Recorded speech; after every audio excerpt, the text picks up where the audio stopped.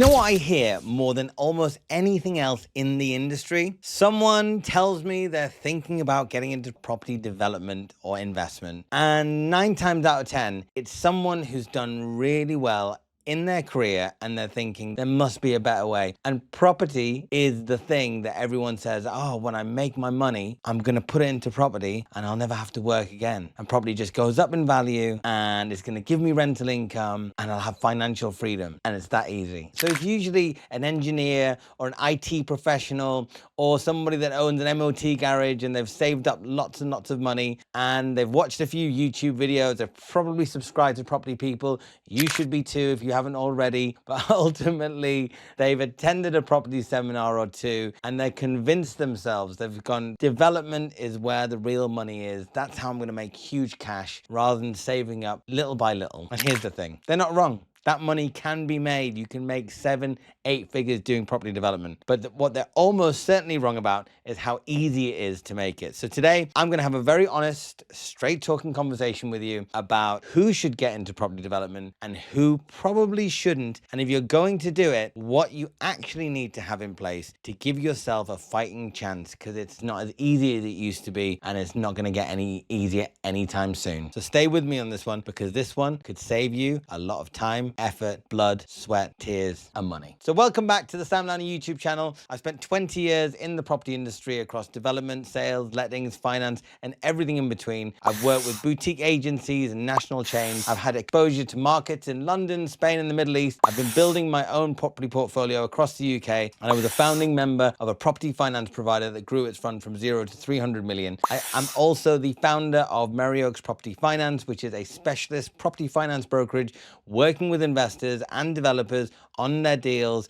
ranging typically from 1 million to 30 million. We do sub 1 million as well. But I say all that not to blow my own trumpet. I've been doing it for 25 years.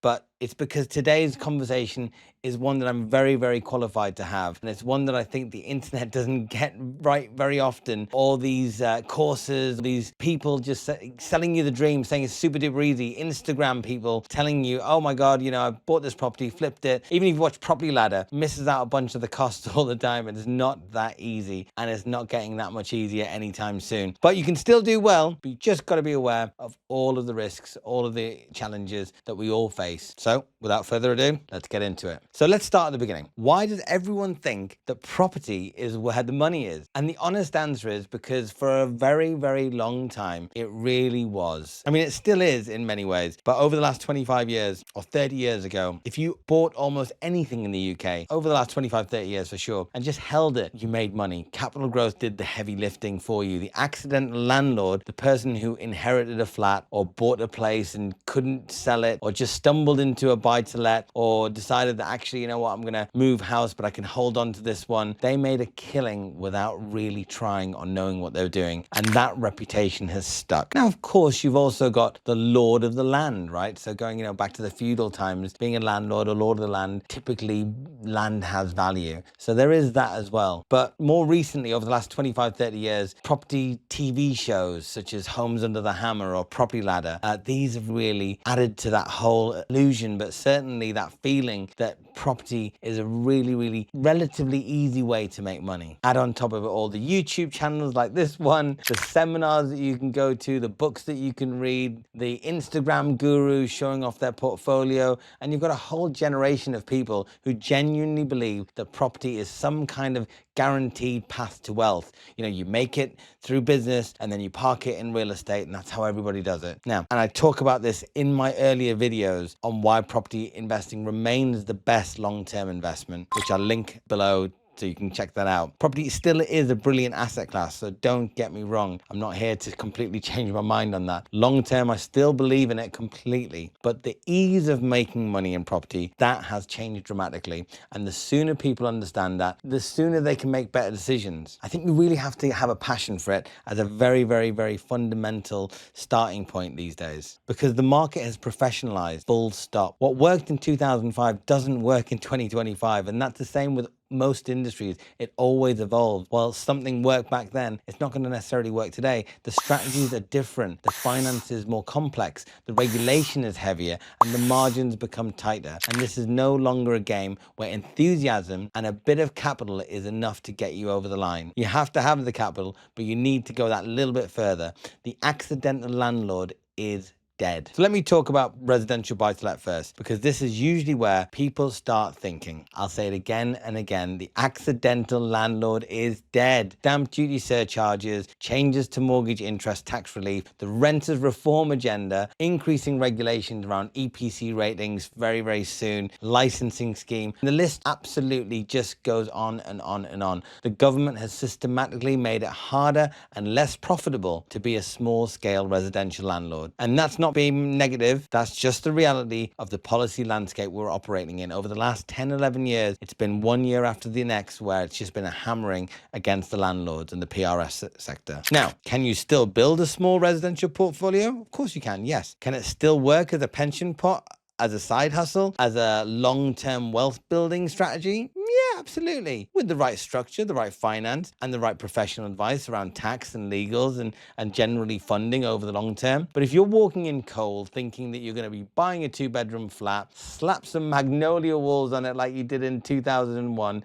and collect the rent, you're going to find it a lot harder than you imagine. And here's something I'd say to anyone genuinely starting fresh right now with capital to deploy. If you've got capital and you're thinking, I'm going to go and buy something, you're going to walk down to your local estate agent to build wealth through property. In my opinion, residential was always the way forward, but perhaps consider commercial property. It's less regulated, the yields are generally stronger, and the stamp duty, land tax, SDLT structure is very different, and it's a lot more affordable. Now, of course, it's not without its complexities, and it can be a lot more challenging. So typically, they'd always say that residential is actually a better way into property, of course, and then commercial is a more of an advanced way of doing things. But in today's market, I just feel that if you know what you're doing within commercial, I think you'll do better over the long term against residential. But I think if you are going to be getting into property and you want to be learning what's the best thing to do, a lot of people automatically go to residential. I think the smart money in today's market is in commercial. And I'll be doing a full video on commercial versus residential very shortly, so make sure you're subscribed. In fact, we're doing the Central London Property Network, where we're going to be meeting in London Bridge, and we're going to be talking about exactly that. We've got some fantastic residential investors, fantastic commercial investors,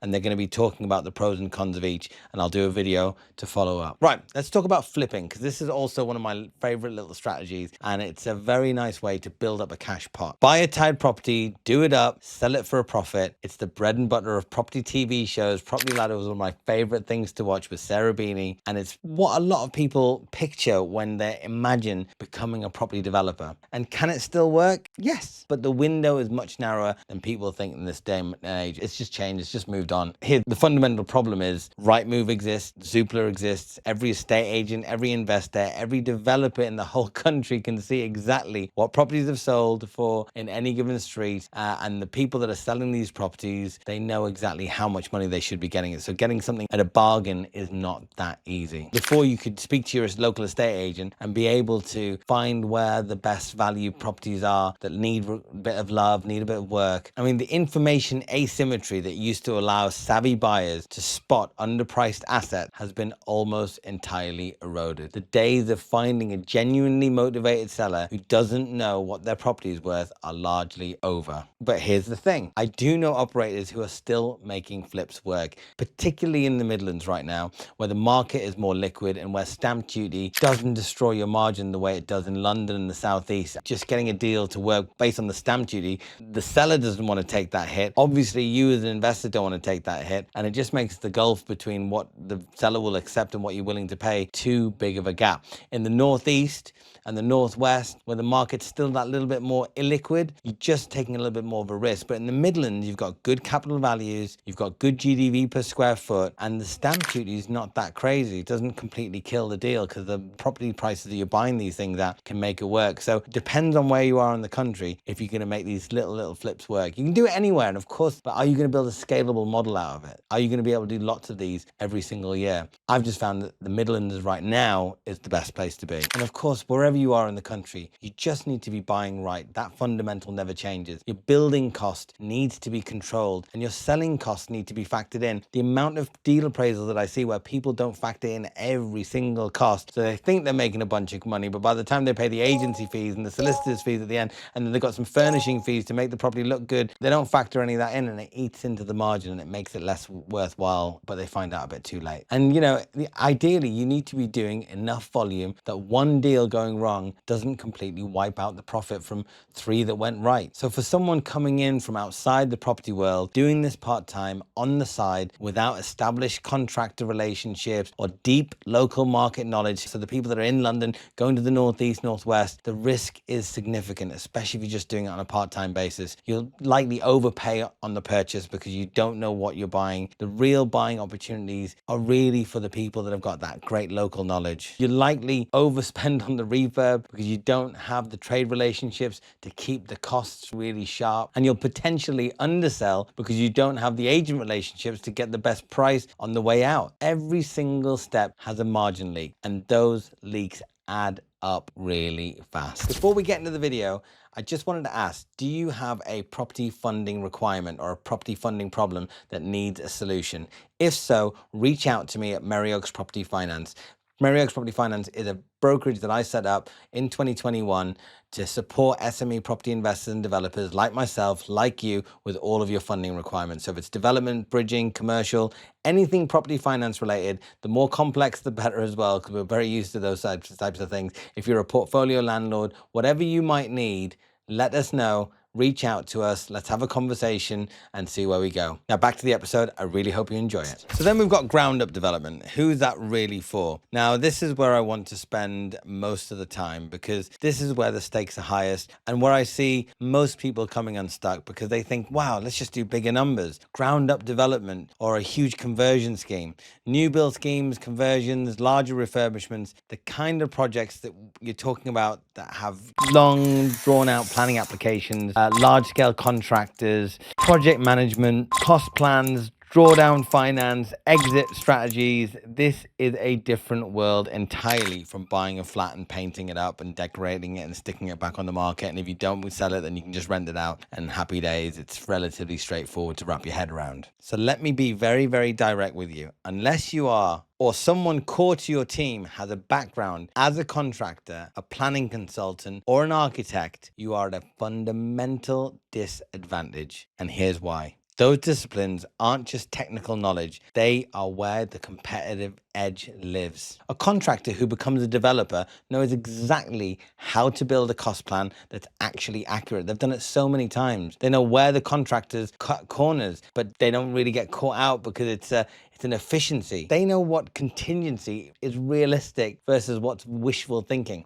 A lot of people think, oh, I'll just put 5% or 7.5%, 10%. I had a developer literally tell me that actually we put 20% in because we just know that so many things are going to come up later on and we need massive contingencies. A contractor that's done this many times will probably know that, but somebody that hasn't probably will never know that. A planning consultant who steps into development knows how to read an application. They know how and when to push back. They know when a scheme is fundamentally undeliverable before anyone spent a penny on it. Add to that an architect, they understand what's actually possible on a given site before you've even tied up your capital in a purchase. They'll know how many units you're realistically going to be able to get out of this building or this piece of land. They're going to be able to speak to their planning consultant and draw up something that's actually feasible. So without one of those at the center of your team, you are relying entirely on third parties to tell you the truth. And the third parties, no matter however good they might be, have their own interests. So if you're hiring a builder, they just want the job.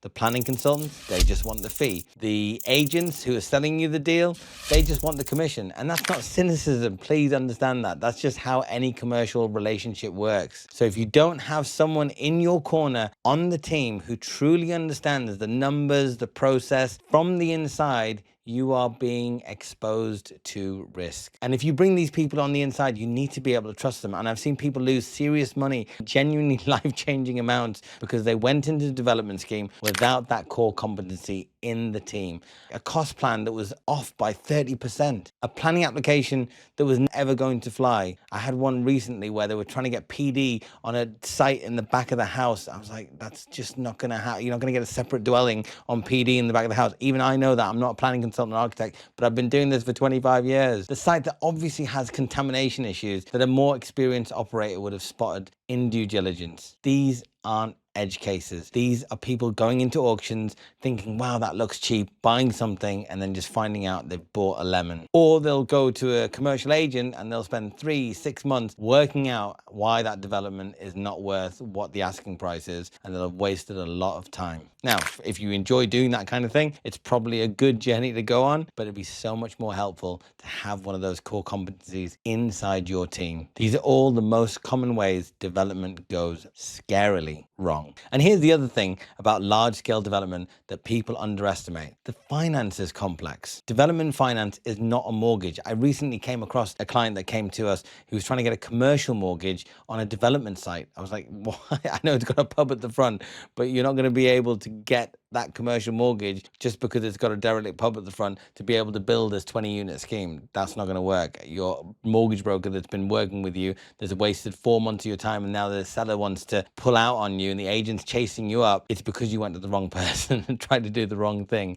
It's a lot more complex. Development finance is a structured facility with drawdowns tied to build stages, monitored by quantity surveyors, acting on behalf of the lender. It's got interest rolled up, and it's got exit dates that we've got to adhere to. If your project runs over in time or in cost, it can have serious consequences for your facility. And I work with developers on this every single day at Merry Oaks, and I've even experienced operators sometimes underestimate how much discipline the finance structure really demands. If you don't know what you're doing, it becomes glaringly obvious and the lender starts to freak out, and you can find yourself in hot water quite quickly. So work with people that know this thing, whether it be an architect, whether it be a contractor, whether it be a planning consultant, or somebody that understands development finance. So here's the thing, I get approached by people and sometimes they're saying, Sam, should I put my money into a property development as an equity deal, or should I do my own development and stitch it all together, or should I go and buy another site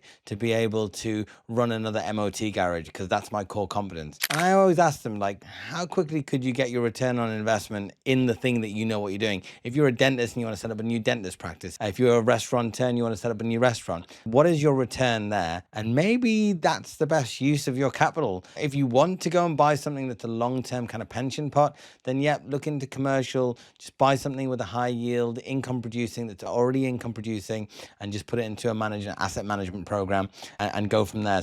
But if you're going to get into value add, if you're going to get into development, if you're going to get into planning, if you're going to get into construction, really need to be careful about who you're surrounding yourself with and the risk that you're taking. You have to get really realistic about it. So after all of that, who should actually be getting into property development? Let me give you my honest answer. If property is a side hustle, it's a pension, it's a small slice of your overall wealth strategy, then that is totally valid. And I encourage you, I insist you start looking into it and get involved. A couple of buy-to-lets, a small commercial unit, a modest HMO, these can absolutely work for you. If you are advised properly, you're properly structured, and you're getting very realistic about the returns that you can realistically achieve. Just go in with your eyes open, get the right finance advice, get the right tax advice, and don't overextend. If you're a professional from outside property who wants to get into development, the single best thing you can do before you spend a pound is go and work with someone who's doing it at scale. Spend time with a property developer. I mean, I started out as an estate agent. I got to understand the ropes. I used to get involved. People used to pay me to do that. That's the ideal way to do it. Obviously, if you are a doctor, if you're a lawyer, if you're an accountant, if you have an MOT garage, then it's a lot harder to go and get a job as an auctioneer or something. But that is the best way for those that can do it. And if you can't, then you've got to really start going to networking events. You've got to start building relationships, but don't rush it. If you really have a passion for it, just don't rush it. But spend as much time with those people as possible and start learning as much about these things as you possibly can. Because when you are with those professionals, it's your job to instruct them, not ask them, what am I going to do? And then they get it wrong and then your money's at risk. You have to understand what needs to be done and you need to instruct them on what to carry out and execute. So that little nuance is a very, very important thing that you need to learn, and you need to spend the time investing in it to mitigate and minimize your risk. There's loads of people that I know that do site visits. Go and visit their sites, go and ask them questions, understand what they actually do day to day, because what you see on a YouTube video or a property seminar, it literally is a highlight reel for the most part. The reality involves planning delays, contractor disputes,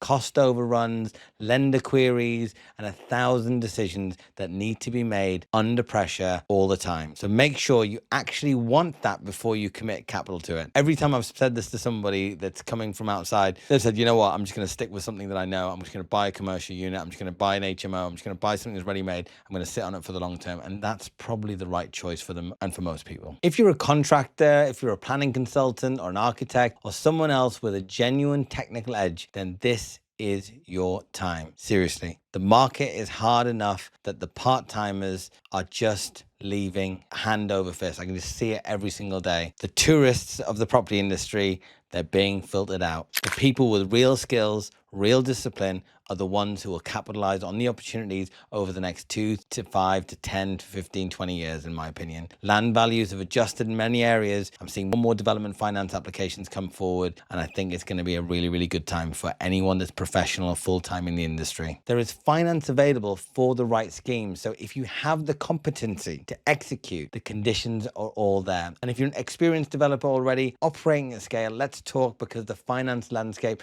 has evolved significantly. Senior and mezz and equity are all in slightly different places to where they were 5 years ago. And making sure you have the right structure in place, the right mix of senior debt, mezzanine, and equity, etc., is essential to make sure that you can not only do the next project, but the project thereafter. That's exactly the conversation we're having with clients every day at Merry Oaks. So I want to end this video with this thought, because I think it's the most important thing I'll say today. Property in 2026 rewards commitment. It rewards the people who are all in. The part-timer, the person who's got a full-time job and is trying to build a property business on evenings and weekends, is at a structural disadvantage. Not because they're not smart or not capable. Far from it. They probably are, especially in their field. That's why they've done so well and they've got the money to be able to go into property. But it's because the deals, the relationships, and the opportunities, they just go to the people who are present, who are connected, who have their ear to the ground full time. The professionals who are in this market every single day, they're the ones who hear about the off-market deals first. They're the ones whose calls get returned by the agent. They're the ones who have the contractor ready to move when a site becomes available.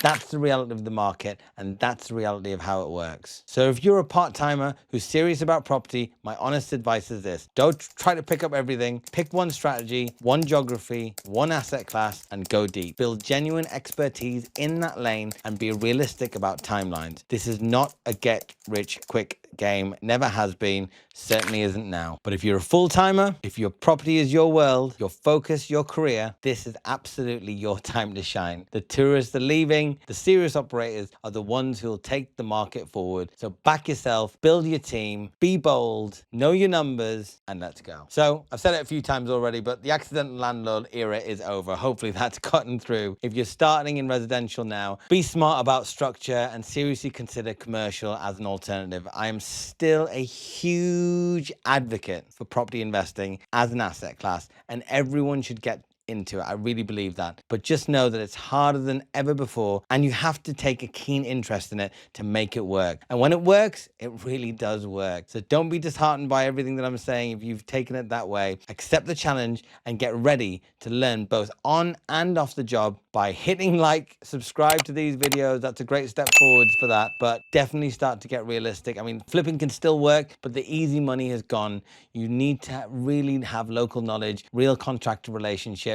You've got to be in the right part of the country to make the numbers stack. And you know, large-scale development is a professional game. It really is. I think you're going to struggle there if you're coming from a different sector. You need to have technical competency in your team, and whether that's contracting or planning or architecture, without it, I just think you're going to be exposed at every stage. And above all else, the market rewards full-timers. That's really, what I want to leave this video on. I think if you are committed to the industry, There's some great gains, there's some great upside, and I hope that we can stick together and be there for it. If anything in today's video has resonated, whether you're exploring your first property investment, or you're a developer thinking about your next scheme, or you're already operating at scale and want to make sure your finance structure is working as hard as it can for you, I would love to have a conversation with you. At Merry Oaks, we work with investors and developers across a whole range, a whole spectrum of bridging, development, investment, commercial, mezzanine, even equity, and we specialize in finding the right solution for you. So please reach out or hit the like button, subscribe, leave us a comment. Please do share this. I really enjoy making these videos. I hope you're enjoying them too, and I'll see you on the next one.